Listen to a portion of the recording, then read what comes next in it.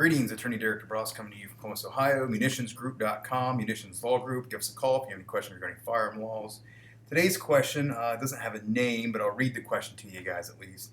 A coworker is currently serving on the federal grand jury told me that if a crime is committed with a firearm that was not manufactured in that same state, extra charges can be added. Is there any truth to that? Meaning it had crossed state lines through a distributor. So I think, if I understand the question correctly, what is being referred to as is, for federal gun laws actually to attach, they generally have to travel in interstate commerce. It's actually an element that the government has to prove at trial for any type of possession under a disability or anything like that. It's not that additional charges can be brought, it's that federal charges can be brought because of that. Now, if the state law also provides for a disability, the state can bring charges as well. But for the feds to bring that charge, they have to be able to prove the element that that gun has touched or affected interstate commerce. To give you an example, in my home state of Ohio, there's several types of weapons manufacturers, and one of those is High Point.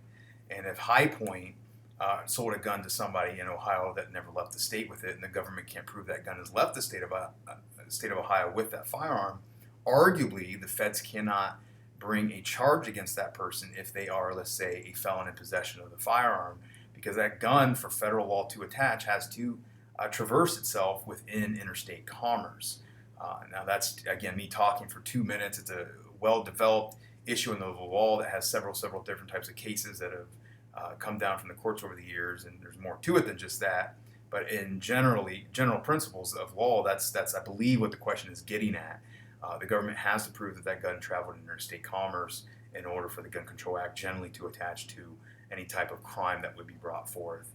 I hope that answers your question. There could be more to that question if it's dealing with dealers and regulations and things like that, but if you want to drop me a comment in the comments box below and further flesh that out, I'd be more happy to address it at a later time. As always, be safe out there and carry on.